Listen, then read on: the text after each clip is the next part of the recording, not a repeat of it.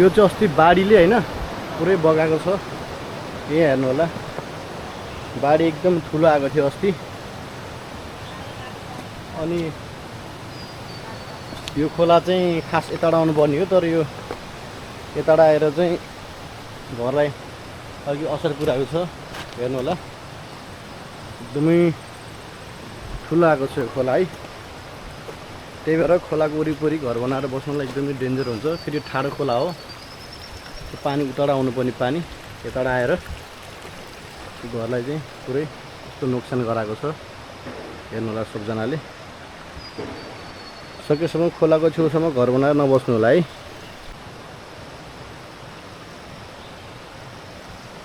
खोला चाहिँ हो हैन, यस्तो खतरा आएर यस्तो असर गरेको छ नि घरलाई। अनि यो पुल चाहिँ एकदमै बवाल हुनेवालामा छ हैन।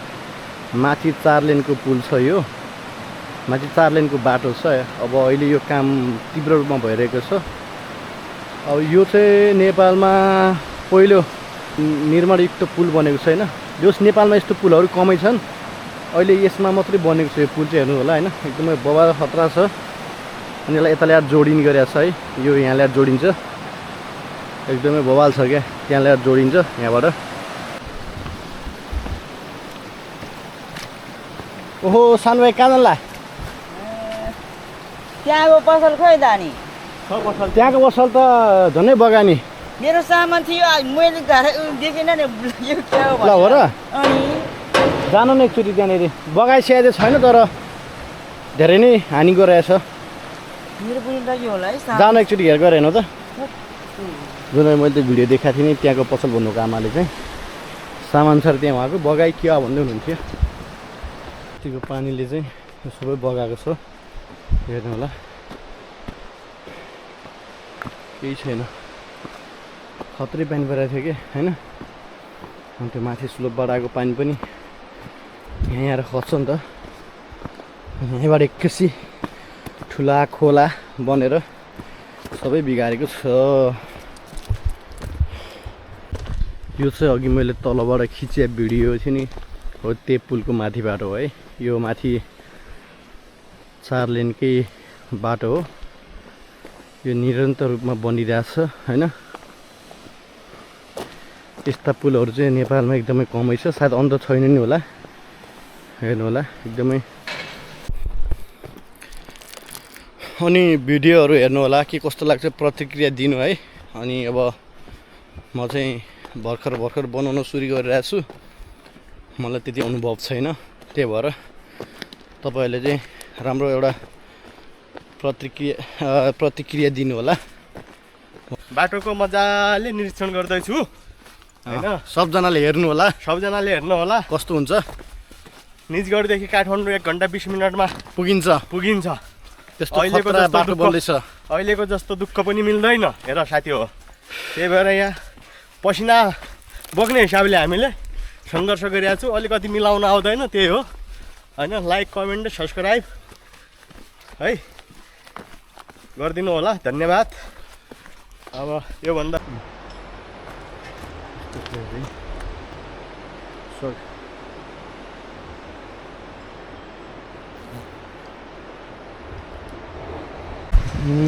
पुल यस्तो छ है, खतरा नै बनिरहेको छ यो पुल।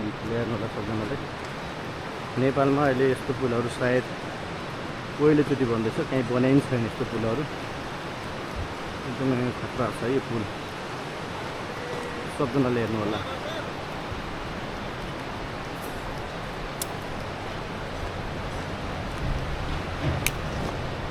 यो बाटो बन्दैछ,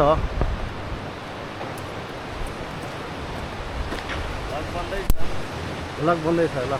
केही बोल्नु होला सर बाटोको बारेमा?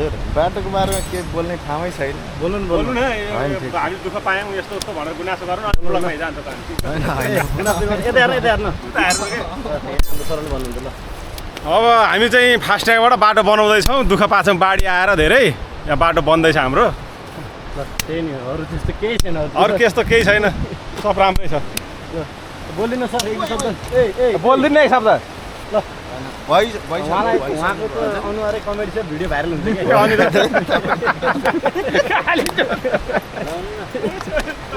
बोलिदिनु बाबै हुन्थ्यो यार बोल्नु भने त्यो पनि ठिकै छ है होइन म त जाँदैन उता यतिसम्म मात्रै हो ए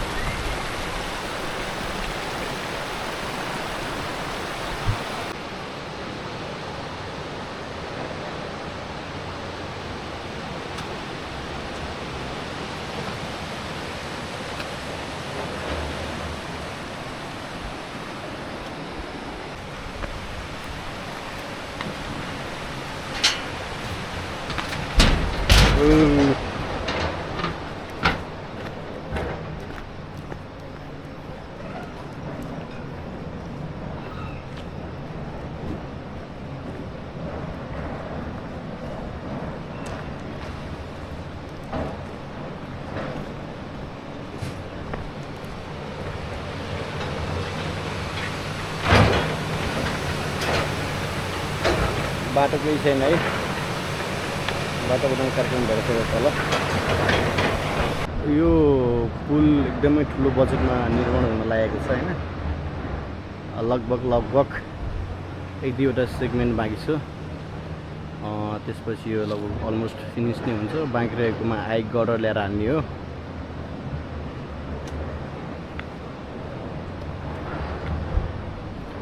टावर क्रेन सामानहरू तल ल्याउनको लागि युज गरिन्छ यता पनि छ अर्को यो प्रत्येक ब्रिजमा चाहिँ 2-2वटा छ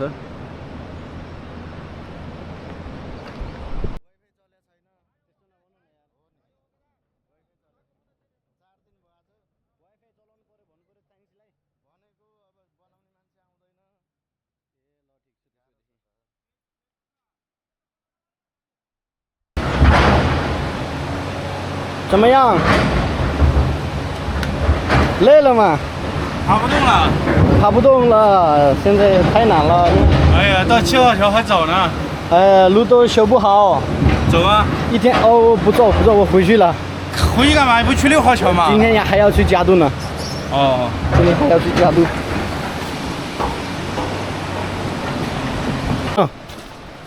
के भन्न लाग्नुभयो ल उहाँ पनि मेरो साथी एकदमै बोका यो टर्निङबाट उयो आउँछ के आउँछ आउँदैन त्यहाँनिर त्यो टर्निङबाट मान्छे जान्छ सक्दैन कुनै पनि हाल्न सक्दैन सक्दैन राजेन सर भन्ने एकदम फटा हो मै फटा हो रामु रामुजी हाम्रो मामा सेउलुमा 충짜리 쇼마 这里雇出啊？然后那边开始修。那里不啊，路啊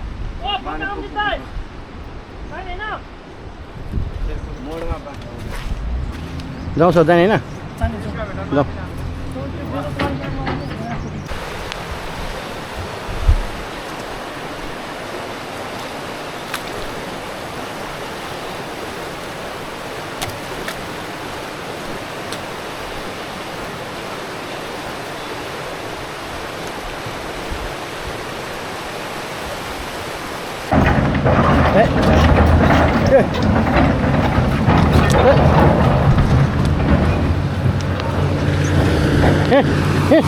go. Oh shit.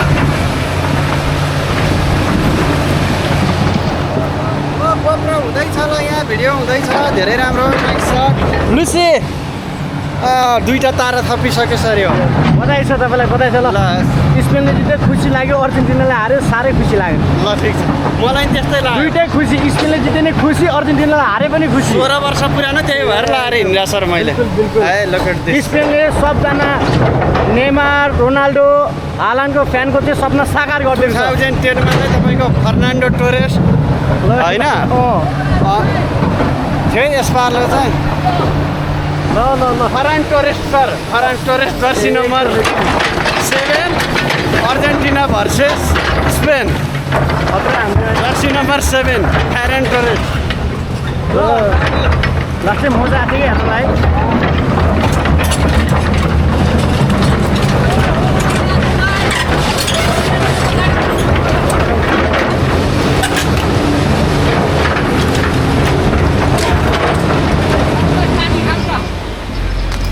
पानी खाने ल हाम्रो एकदम राजन दाइ धेरै दिन पछाडि भेट वान भइरहेछ। अफ द बेस्ट अपरेटर हो है पुरानो साथी पनि हो मेरो एकदमै अझै खाउँ पानी अझै खाउँ ल राजन दाइ भयो ल खतरा स्काइभिटर चलाउनुहुन्छ है उहाँले